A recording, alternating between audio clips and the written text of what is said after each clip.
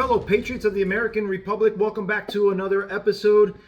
We've got the midterm coverage going on for you. I apologize. I wanted to get this video out a little bit earlier, but unfortunately the counting is still going on. There are certain races that are still not over. So I wanted to try and get all of them in and just get the end results and the outcome, but unfortunately I can't. So we'll take a test right now. We'll do a sanity check, if you will, and we'll see where we're at right now. You know what? For the past several weeks and several, even months, I've been hearing and seeing talks about a red tsunami that was going to come in. And heck, I even heard it from the left. They were preparing for a bloodbath. They were preparing for that red tsunami to come in. And based on the results that are happening right now, it doesn't look like that red tsunami ever came in. It doesn't even look like a wave came in, maybe a trickle, depending on your perspective. So, let's go ahead and jump into, the details. Let's talk about why that didn't happen. Did it happen at all? So, did it happen? Was there a GOP wave or was there a Democratic shield? I don't know. We're going to have to take a look at some of the points, some of the talking points that are going on. So did the Republicans underperform, yes or no? Again, it's based on your perspective. I'll be honest with you. To me, they're performing. They are underperforming. I talked about this to several friends. I was on a show, the Ray Infinity show last Monday. I did mention this. I thought that we would take back the House with no problem. So it seems like we are underperforming there. But I might have my concerns about the Senate. Why? Back in 2018, during the 2018 midterms, I heard the same thing. I heard that we were going to have this red wave, and it just never happened. We actually ended up losing the Senate. We retained the House, but we lost the Senate. And so when I hear the red wave talk again, I honestly wasn't getting excited about it. I was kind of like, and I think I even mentioned it in the last episode that I posted. Don't assume a red wave's coming. Make pretend like we're down behind the gun, and get out there and vote, because that red wave could never have happened, and apparently it didn't. So let's talk about why that red wave didn't happen. Here's what's interesting. One of the things that could be a contributing factor, and by the way, I don't think we can pinpoint it into one fact. We can't just look at one thing and say, yes, this is why. I think there's multiple contributing factors to it. So let's talk about some of them. Voting. Did every Republican go out there and vote? Let's start there. I came across a poll on Prager University platform on YouTube, and it was asking people, did you vote? It was a poll, not asking who you voted for, but did you vote? There was 147,000 responses in this particular poll when I looked at it. 34% said that they did not vote. Now, Prager University is a conservative right-leaning platform. I can't imagine that there's a whole lot of Democrats, if any, on that platform. I would imagine that it's predominantly conservative, right-leaning conservatives, and maybe you may have some right-leaning independents in there. Very few, probably, but 34% of that 147. Let's just play a game. Let's just say that number holds true for the entire country, right? Because I'm shocked. I was shocked when I saw that 34% said no, they didn't vote. I was shocked, to be honest with you. So let's just say, and I was assuming that the entire country would be voting at this juncture. But again, ignorance on my part, wishful thinking maybe, I don't know. But let's just play those numbers out for the entire country. Let's say 34% of the entire population, registered population, did not vote. That's a huge missed opportunity there. You know what I mean? Across the board. I mean, if we're not voting, and let me tell you something, it's much harder to get Republicans to win. Why? Saw a report maybe a couple of weeks ago that says 87% of media coverage is negative towards Republicans. They've done that against us for a while now. They've been demonizing us, right? We're racist, we're misogynist, we're white supremacists, we're homophobes, we're Islamophobes, to quote Hillary Clinton.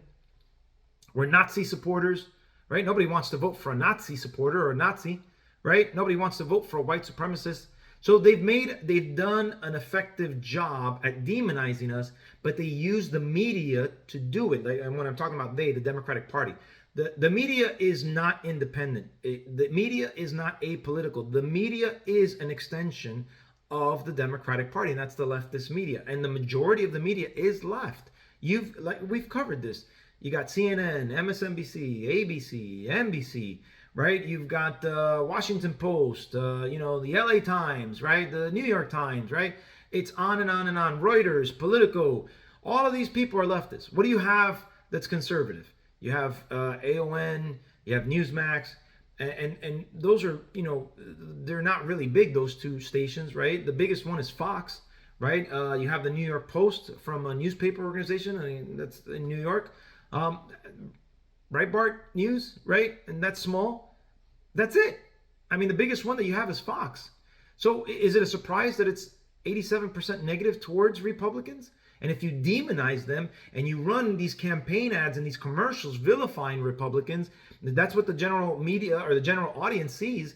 It makes it really tough. Not only that, if you look at how maps play out state over state, there really are no blue states. There's just blue counties. And those blue counties overtake the state, right? So it's really difficult for Republicans to make that happen. So when we don't vote, it's as if we're giving the Democrats a vote, to be quite honest. I've seen that meme, and I do believe in that. I've also heard that bad candidates, we elected bad candidates. And Mitch McConnell said that himself not too long ago. We don't have good quality candidates. Is that true? I don't know. I was really surprised I'm not a fan of Dr. Oz. I think I've said that publicly, and I was really surprised that Trump endorsed him. I don't know why. I've never liked Dr. Oz. I don't know. He seems a little slimy to me and whatnot. So, my gosh, but he's better than Fetterman. Are you kidding me? Again, we covered this in the last segment. Fetterman couldn't make a coherent sentence. I mean, Fetterman, there's a video clip going on where he's like, there's nothing better than the Eagles. I mean, what are you talking about? Like, he really can't. And again, I'm not making fun of him. It's a serious concern. He has a cognitive issue. He had a stroke, 5, 6. How is this guy supposed to represent the people if he's not cognitively able to? But Democrats managed to drag him across the finish line, right? We saw Biden and we saw Obama campaigning down in Pennsylvania just a few days before the midterms, and it looks like that worked out. They got him over the hump, and I just can't believe that he got elected. But anyhow, so possible bad candidates. A lot of people are criticizing Herschel Walker. I don't know much about Herschel Walker. I have heard a little bit about him. I don't think he's an elegant speaker, to be quite honest with you, when it comes to politics. Neither is Trump, to be quite frank. It is what it is. I don't know. But clearly this Warnock guy, I'm not a big fan of his, having a Cuban background and having the things that he said regarding Cuba and so on and so forth, and his support for Fidel Castro or Raul Castro, one of the Castros, right? And so whatever, it is what it is. That is a possibility. Again, I'm not saying whether it's true or not. I'm just saying, hey, it could be. When you look at Georgia, for instance, Kemp at the governor level, he won Stacey Abrams with no problem. If people were voting down the ballot, right, voting Republican, then Herschel Walker would have gotten it. But apparently he didn't win enough people over. He didn't win enough of the independents, maybe. So that's why we're heading to a runoff. The runoff will have just the two of them. I think there was an independent in between that may have taken some votes away from both sides, more than likely. So the runoff will be just between the two of them. And gosh, I'm praying that Herschel Walker wins, to be honest with you, because we need to keep these people in check. Right now, the Democrats have really hurt us economically speaking. Crime is up, economy's bad, open borders, etc. Right? I think everybody that's watching this channel knows this. It's not a secret to us. But if we can get both chambers, then we could at least try and slow down the bleeding. It's not going to stop it, but we can try and slow it down. But I don't know, man. I don't know where we're heading. Anyhow, I've also heard, and I myself have said this, poor leadership from Mitch McConnell. I've said this myself. I have not seen Mitch McConnell out there defending and vowing for Republican candidates. Again, we just finished covering how, in fact, he made an excuse that we don't have good candidates in some cases, right? Well, is that really your concern? Or is your concern winning so that Republicans can take back control and be back in a position where we can stop the madness, right? That should be his focus. As a matter of fact, we've got a video of Blake Masters. Is it Blake Masters? I'm not sure. I'm not sure who's speaking here, but he really does cover and he makes a claim that really Mitch McConnell didn't help him out at all. Didn't give him any funding. In fact, he sent funding in Alaska against a fellow Republican so that the Republican that he wants to put in there would win. So essentially pinning a Republican up against another Republican. Why? Because, listen, I've been vocal about Mitch McConnell. I'm not a fan of his. To me, he's a swamp creature. Yeah, I gave him kudos when he put forth, the Supreme Court. I think it was for Amy Coney Barrett. He did a great job there. Obviously, we got her in there. But honestly, he's shown his true colors, in my opinion. He was not there supporting Trump when he needed to. And more than likely, he was probably working against Trump when Trump was in 2016. He was probably one of those people that didn't want Trump to be nominated as the Republican nominee and so on and so forth. So I don't have love for McConnell. But, and I said this again on last week's show for Ray, Kevin McCarthy, I'm not a fan of Kevin McCarthy either. But I did see him out there promoting the Republican agenda, promising the people what he's going to do, the agenda, and so on and so forth. I didn't agree everything that was on their agenda, but at least he was getting some traction, trying to get the people. I didn't see anything from Mitch McConnell. I didn't see not one single interview. I didn't see not one single press conference. Maybe I'm wrong. And I just didn't see it. And it's very possible. But if I didn't see it, is it because they didn't cover it, or because it didn't happen, or because he wasn't as vocal? I don't know. I'll let you guys decide that. But let's go ahead and watch the first video. That's just incompetent. But you know what else is incompetent, Tucker? The establishment, right? The people who control the purse strings. Senate Leadership Fund, Mitch McConnell. McConnell decided to spend millions of dollars attacking a fellow Republican in Alaska instead of helping me defeat Senator Mark Kelly. Had he chosen to spend money in Arizona, this race would be over. We'd be celebrating a Senate majority right now. And so my message to the people of America, my message to actually the Republican senators, hopefully my future colleagues, let's not vote Mitch McConnell into leadership. He doesn't deserve to be majority leader or minority leader. You get a choice. You can stand with your constituents and stand with Americans, or you can stand for Mitch McConnell. Tucker, if I'm lucky enough to represent Arizona in the U.S. Senate next year, I think it's clear where I'll stand. Let me just ask you really quick, why wouldn't, he spent money on primaries in Alaska. This is one of the big Senate races in the country, and he avoided it. Why wouldn't he support you, I wonder? I will leave it to the viewer to decide whether it is just malice or whether it's gross incompetence. But clearly Mitch McConnell cares about Mitch McConnell and less about a Senate majority or the people of America. I think we need a change. That's why I ran for office. And one way or another, change is coming. I have to agree with Blake Masters there, and it was Blake Masters. What's going on? It's either you're incompetent, bad leadership, or malice. You just didn't like him, and I'm willing to bet that he didn't like him, because he's probably one that go against him, or so he can't keep him under his control, or so on and so forth. Look, we got to stop electing people that don't have the best interest of our country in hand. I don't believe that Mitch McConnell has our best interest as his constituents. I do think that Mitch McConnell has, he's more worried about Mitch McConnell than he is, because listen, if I were the Senate leader or Senate, the Senate leader, the minority leader at this juncture, I would be at every single Republican, and I get it.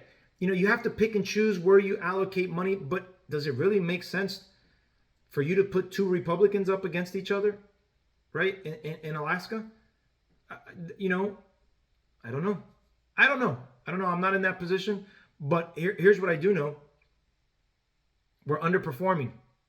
So what else? What other things are out there that people are talking about? Abortion. Was abortion a factor? Listen, we talked about this before. I thought that the Democrats were really tone deaf, right? I mentioned how the economy affects 100% of the people, affects everybody. Abortion only affects people who are either pregnant and plan on getting an abortion, or I mean, I don't know. I don't know what else. I don't know how else would fall under that. You're pregnant, either whether you planned it or not, and you're thinking about an abortion, right? And some people are thinking about abortion because of the economy, right? We talked about that. But apparently, having the right to kill your own baby was more important than people having food on the table, paying their rent, being able to afford a certain lifestyle, and so on and so forth. Shocker to me, because abortion is not on the ballot. Nobody's talking about an abortion ban, right? What happened in the Supreme Court was that it gave the power back to the states to legislate how they see fit. If you are in a blue state, it's not going to affect you. If you're in a red state, yeah, there might be some abortion restrictions, but I imagine that there's going to be exceptions as well. I could only assume that because, I get the argument from the right. It's that it's a baby, it's not, and I get that, and I'm not discrediting it, and I don't disagree with that. I see that valid point, because that is also the point that I stand on. But if we're talking about a rape case, something that was forced on someone, that's a tall order for that person to take. Also, the psychological damage, right? What if that baby comes out looking like that person? Then that's a constant reminder. And I'm not saying that should be the only reason, right? Because there's people that have gone through that and have overcome it and had their baby, and their baby's ever so thankful, and that person grows up and they're thankful, right? It's a human life. Listen, on that regards, I see both sides of the spectrum, and I would never judge anybody that makes that decision based on that circumstance. But if you tell me that I'm just going to kill it out of because it's an inconvenience, I don't understand you. I don't understand. Be an adult. Be responsible, right? So yeah. So it looks like they did. But you know what? Kelly McEnany really just said something on Outnumbered the other day, and it really hit home for me, and it really brought me down, because, man, if you think about it, if you factor this in, abortion may have caused us some Senate seats. Okay, but listen to what she says here. And the final factor, I think, was abortion. That certainly did motivate the left. But I would agree with former Vice President Pence. He says that the rule of law matters, and the rule of law was not right in Roe. We saw even RBG criticize that, Ruth Bader Ginsburg, and Lawrence Tribe. And he said that Roe v. Wade and overturning it was profoundly more important than any short-term politics. The victory that happened over the summer was a victory for the rule of law. So it was really interesting for the rule of law. I actually, when I first saw that video, I think I misunderstood. I thought it was a more so for a defense of the unborn, which to me, that's where I'm kind of sitting. Yeah, the rule of law, great, obviously, right? But I also think it's a victory for the unborn, right? It sends the rule of law back to the states to regulate themselves and legislate themselves. And hopefully, that'll save some lives, because I am pro-life. I'm pro-life, but it's interesting. I'm also pro-choice, because, listen, if you want to kill your baby, that's on you. Sad. I think it's sad. I think it's horrible. I think it's terrible. But if you want to do it, then you got to live with those consequences. I don't want to pay for it. I don't want my dime to pay for it. But at the end of the day, I am pro-life. I will always defend life. If I were ever in a position to legislate or in a vote or cast a vote that would depend, I'm always going to vote pro-life. And we already finished talking about exceptions and so on and so forth. I get that. I think Marco Rubio did a really good job of expressing himself during the debate, where he talked about how he's pro-life no matter what. However, he understands his constituents do want exceptions, and he respects that, so he'll vote for those exceptions. I think that's very, very good by Marco Rubio. I'm not a huge Marco Rubio fan, But I thought that was a really, really good thing that he said. What else? What else are rumors? You know what? There's a lot being talked about that Trump may have caused us a victory, right? There's a lot of talks on the left and on the right. There's a lot of right now. This midterm has, I think, done us some damage. First of all, I want to state the fact that Republicans suck, to be honest with you. Republican Party, the Republican leadership sucks. We're so divided. One thing I will give credit to the Democrats is that they're united on everything. As ridiculous as defund the police was, they were united on it, right? As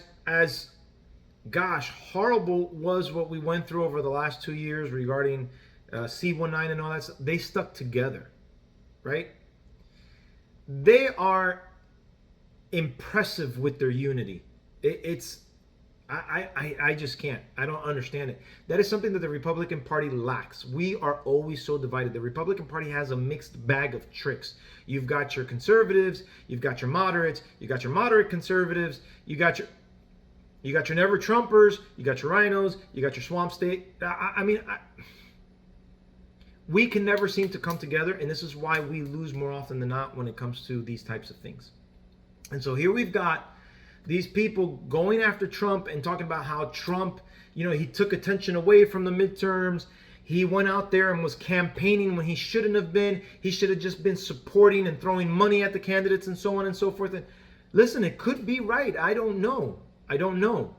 Some of the people that he backed up won, like J.D. Vance, and some people didn't. I think there was a toss-up. It wasn't like in prior times where every time he went out on the campaign, he had a higher, the people that he backed had a high percentage of winning it. We didn't see that this time. So now, of course, people are, is Trump no longer the future of the party and so on and so forth? Listen, number one, if something worked before, it's really dumb to think that it wouldn't work this time. So that's a bad criticism, to be quite frank. But in the end, could it have taken? It could have. It's a viable possibility, right? I'm not saying that it is. I don't think that at all. I think that he probably helped a lot of those candidates who did get over, right? The candidates that won and back, he probably did help them. So it is what it is, right? But yeah, then there's this talk right now, smoke and mirrors division between Trump and DeSantis, right? And so maybe that might be playing into it as well. I don't like this right now, I'll be honest with you, this battle. Number one, I love Ron DeSantis and I love Trump. I owe DeSantis my job, to be honest with you, and my livelihood. Because of him, I was either going to have to make a decision to take the jab or lose my job. So thankfully, he protected me. But I do know that Trump has gone after DeSantis on 4 separate occasions. And I don't like that. And in the next segment, I'm going to talk about the details as to why and so on and so forth. But could this infighting have turned off some independents, right? Maybe some independents saw these attacks, and are like, oh, see, that's why I don't want to vote for him, or that's why I don't want to vote for candidates for him. I don't know, and I'm not claiming that it isn't. I personally don't like it, but is it a distraction? I think so. Is it a distraction that prevented outcomes in the midterms? I don't know. I don't think so, but it could be, right? Those are some of the things that are going on and some of the things that are being talked about. Let's go ahead and watch this video right here, and let's get into, it could be, you know what it could be? It could also be a distraction from the Republicans. The Republicans who hate Trump, we know that. We know there's Republicans that hate Trump. We call them never Trumpers. But it's also Republicans who pretended to be his allies, and when it came time to stab him in the back, they did. Or they turned their backs on him. And now, because the potential of him running in 2024, they want to make sure that he doesn't go in there, right? Could be that too. I don't know. But let's take a look at this video and see what happens here. You know the news that Jackie Heinrich is reporting over on Fox News. She says she has two sources that you are telling members that you would support Ron DeSantis over Donald Trump in 2024 as part of your pitch to be House GOP conference chair. Do you support DeSantis over Trump? First thing I'm going to tell you is that the reporting is false. I don't know who these sources are, but I can tell you firsthand, I've never had conversations like that with any members. Number two, it's unfortunate that one of my colleagues, will put out rumors like this. I find it to be a distraction and not what we need to do. Number three, nobody's actually running for president right now. If you were going to be factual, Donald Trump's the leader in the clubhouse. Everybody needs to understand that for the Republican nomination. But am I supporting one over the other right now? No, that is not true. And see, number one, I love Byron Donalds. Great speaker. I'm glad that he won and was reelected. Glad to see him. But notice how rumors are starting. He's coming out. He's saying, I never said that, and it's a shame that somebody said that I did. And so it could be that these rumors are starting on the inside to cause division. And let me tell you something. I doubt that this video would get to anybody of great importance, but if it does, stop it. We don't need our party divided. We need to emulate what the Democrats do. We need to stand together as a whole. Stop this, because all it's doing is further cementing them and giving them power. As we can see the results of the midterms, it's not what we were expecting and it's not what we wanted. So stop it. Right. So we mentioned before how we've got 19 seats still in play on the House side, right? Republicans stand at 212, Democrats 204. Again, that shouldn't even be that close, but it is. And then we've got one Senate seat still left in play for Alaska, and Georgia has a runoff December the 6th. So either we're tied, or we don't make it, or we're +1. I don't know, man. It's just not cool. Here's the interesting thing that's coming out of these midterms, though, is once again, we're talking about the integrity of our system, right? The integrity of the election is under a microscope. On our last episode, we posted how there were some funny business already taking place. But I've heard reports of not enough ballots being printed, machine errors, security camera issues, and then a conflict of interest. As a matter of fact, let's take a look at, again, Blake Masters talking about how there was a mixing of counted and uncounted ballots. If that's mixed in, how do you assure that the counted ballots aren't getting counted again, right? So, but let's go ahead and hear this. Win his race, he says there is evidence of true screw-ups in ballot counting. Counted ballots, uncounted ballots somehow getting commingled into the same pile. So we asked Arizona officials for a response to these claims. We've heard nothing back from them. Blake Masters joins us now. Blake Masters, thank you so much for coming on. So tell us what you believe happened in some cases to ballots in Maricopa County, Arizona.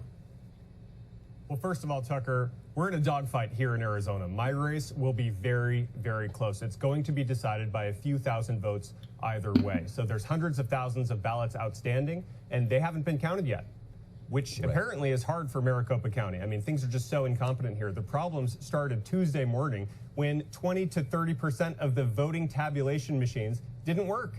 This wasn't a surprise when Election Day was. It just didn't work. I mean, what the heck is that, right? Incompetence at the very worst. But then it got worse. So people, when they got to a machine and the machine didn't work, they were invited to just drop their ballot in a secure box. Hey, we'll count this later. Well, it turns out Maricopa County, on at least 2 occasions, mixed up those uncounted ballots with ballots that had already been counted. So it's a giant disaster. It's a giant mess to try to unmix these ballots, right? I think the most honest thing at this point would be for Maricopa County to wipe the slate clean and just take all the ballots and do a fresh count. We'll see if they do that, but it's just incompetent.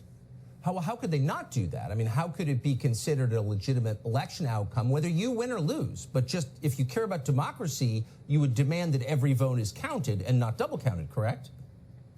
That's exactly right. I think Arizonans deserve much, much better. And when Kari Lake is governor, they're going to get it. So Maricopa County elections, maybe they're working hard, God bless them. It's at best just incompetent. So there's Blake Masters telling us of what's going on over there, right? The mixing and so on and so forth. And let me tell you something. If I'm not mistaken, this is the same county that had an issue back in 2020, just 2 years ago. And here we are 2 years later. Nothing's been fixed. It's the same thing. Is it done intentionally? I don't know. But at the worst, or at the very least, it's incompetence. Absolutely. So let's keep going. We've got the great Kari Lake. I really hope she wins the governor's race there in Arizona. She is. I am so impressed with her ability to speak, her class, her poise, her ability to take it to the media, right? The corrupt media. I think she's very, very similar to DeSantis in that regards. They're like two peas in a pod. They're just. I like them both, to be honest with you. If Arizona gets Kari Lake, they're going to be so fortunate, because I'm fortunate that I got Ron DeSantis here in Florida. But let's go ahead and listen to her. We knew when election day was. We've known it for years. It's pretty much set in stone. It's like showing up for the Super Bowl not ready. They had machines. 26% of the printers or of the machines, tabulating machines, weren't working. We had a third of our polling places with either machines that were down or printers that had no toner or low toner in them. And then we had people putting their ballot into door 3, as they call it, because the machines weren't working. And we found out some of those that were to be counted got mixed with votes that were already counted. It is just, it's embarrassing, it's wrong, and we need people who are competent running our elections. This incompetency or maladministration is outrageous. And I think the good thing is that more people are waking up to the fact that Arizona has real troubles when it comes to elections. But I'm willing to wait until every vote is counted. I think every candidate should wait until every vote is counted. Well, Maricopa officials sent Fox a statement, so I'll put that statement up, as we are also asking why it is possible that we're in day 5 and we still do not know. They say they're being transparent. We have spent a significant amount of time and resources trying to educate voters about the process. But I guess my question to you, Kari, is it true that your opponent, Katie Hobbs, is actually in charge of elections? I mean, she's the Secretary of State, right? So is she, at the end of the day, the one who's in charge of an election that involves her? Partially, yes. She will be the one that would certify the election. She has a lot to do with registration, voter registration, all kinds of things, the voter rolls, and advising counties on how many ballots they'll need and such. But well, I think she should recuse herself? Why didn't she recuse herself? She's part of the election. That's a very good question. And we called for her to recuse herself July of last year, of 2021, right after we got into the race, recognizing that there's a major ethical problem there. Obviously, just the optics of it looks bad. And she didn't do that, even though many people have been calling for her to recuse herself. It creates problems, to say the least. So there you have it, a long list of different things that are really just drawing, Arizona and our process across the entire country. To be honest with you, I think the confidence in our processes is very, very low. It's the lowest I've ever known it to be. Right? We saw questionable things happen in 2020, and we're seeing questionable things happen here again, and it's unfortunate, right? Because the pinnacle of our democracy is as a republic, right, is the fact that we get a right, we get to govern, we the people, right? We get to choose who we want to elect. And so the process has to be intact. The process has to be secure. We need confidence that our vote actually counts. If not, we don't have it, right? So, it stinks. And to end in this particular way, I hope that when these people get in here, I hope that they're able to fix things, change laws, so that fairness, not despite of outcome, but fairness. People who are supposed to vote. People who are eligible to vote, etc. Right? No. There needs to be transparency. Florida had an issue not too long ago. Broward County kept popping up. There was an issue. I think it was back during Bush Jr. and Al Gore, right? And it popped up again a couple years later. I think it was during the governor when Ron DeSantis first went out, and I don't know, but Broward County had an issue a couple of times with their counting mechanism until Ron DeSantis came in and cleaned up house. And look, we had no issues now. And that brings me to my next segment. Ron DeSantis. So a red wave did actually happen, but unfortunately it was confined to only the state of Florida. There was a huge red wave that came through the state. We were able to win a number of congressional seats. Marco Rubio got reelected, and by a good margin. And man, Ron DeSantis just knocked out Charlie Crist. 20 points almost victory. Like I said, I was over at his victory party Tuesday night, and it was a lot of fun. But here's the interesting part. A couple of episodes ago, I think I mentioned how the left always accuses you of what they do. Check out what Ana Navarro, the Republican hater from CNN, says about Ron DeSantis. This is interesting. Is Ron DeSantis is the king of Florida and has done what no one thought could be done. That's the narrative. Now correct Which I it. told you yesterday was going to be the case. Yes. I told you he was going to win bigly. But listen, Ron DeSantis barely won in 2018 by 35,000 votes by the skin of his teeth against a black, progressive, little-known mayor from Tallahassee, Florida. Yesterday, he won by 20 percentage points. Why? Because he gamed the system.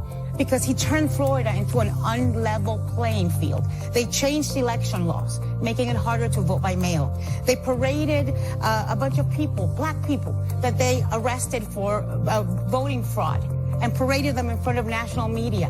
He created an election police. He also was very good in responding to hurricanes and other tragedies. He also invested and laser focused on Miami-Dade. And in the meantime, turnout was 10 points lower than it was in 2018. In 2018, it was 63%. Yesterday in Florida, it was 53%. So that's not a red wave. Red wave is when people go out to the streets and vote. When you have, what you had is a depressed, deflated vote, Democratic vote. And who can blame them when you nominate a corpse? I mean, yes, he won bigly, but he won against a corpse, a political corpse, and that's an insult to corpses. So Ana Navarro, the hater, gives Hispanics such a bad name. But anyhow, number one, yes, DeSantis did create a voting police, if you will, right, to make sure that phony business doesn't happen, and it worked because she even says it. Yeah, we caught some people committing election fraud, right? No, they weren't paraded in front of anybody. Listen, they were caught. It was reported, no different than any other crime, big crime, and so on and so forth. And that was to show, hey, look, we do have issues going on here, and we caught some people doing it. That's the purpose of why we put this into place, to stop things like that from happening. Now, she's talking about how there was a lesser turnout in voting. I don't know. I don't know if there was or if there wasn't, but could it be because no more fraud is happening? Could that be a possibility? Could be, right? Now, she mentions how he barely won in 2018, and it's right, he barely did, and thankfully he did, right? But if there was fraud happening, right, then that makes sense. Yeah, nobody knew who Andrew Gillum was, mayor from Tallahassee. I don't think anybody knew who Ron DeSantis was. I didn't know who Ron DeSantis was until he got endorsed by Trump. So I mean, who cares? At the end of the day, he won, right? Yeah. And he won this time by a landslide, if you will. Number one, she's right, because Charlie Crist has been a Republican, he's been an independent, now he's running as a Democrat. He's like a chameleon, right? His policies were horrible. It's the same policies that the left go. And here's the thing. Part of the reason why is we had a huge influx of people coming in from New York, New Jersey, California. I don't know what political side of the spectrum was, but all we can say is they were fleeing from those policies in those blue states. They fled from them. I have personal friends of mine who are real estate agents who said, oh my gosh, the influx of people coming in from these states is, I mean, most of my clientele are from those 3 states that I just finished mentioning. That's what they would tell me. So again, did these people come in down here and did they vote for things that they ran away from, right? Did they vote for DeSantis because DeSantis wasn't enacting those policies over there? No high taxes, no mandates of any kind, freedom, right? I think so. As a matter of fact, as a person who lives in the state, I know so. Like I said, I owe him my job. I owe him my livelihood, excuse me. And so Ron DeSantis clearly won, not because of he gamed the system, he won because of his leadership. She even mentions it, how he acted great towards his hurricane response, right? The tragedies that happen in this state. He's been a great, phenomenal leader, and the people see that. They see that so much that Ron DeSantis was able to do something that I have not seen in my lifetime, which was take certain blue counties and flip them red. Miami-Dade runs deep blue because of all the rich liberals that live over there. It's one of the groups that are down there. But he managed to flip a lot of counties. Hillsborough County is blue. Also, it's deep blue. I can tell you that because I live right north of it. I'm in Tampa all the time, right? That's part of Hillsborough's part of Tampa. He turned it red. West Palm, I think it was West Palm Beach. West Palm Beach. He turned that red as well. So there's a number of different counties that he was able to flip. Good for him. Good for us, because we get to continue to live in freedom. Now, here's I think Byron says it the best. He was on this morning with Maria Bartiromo, and he talked about the Florida success.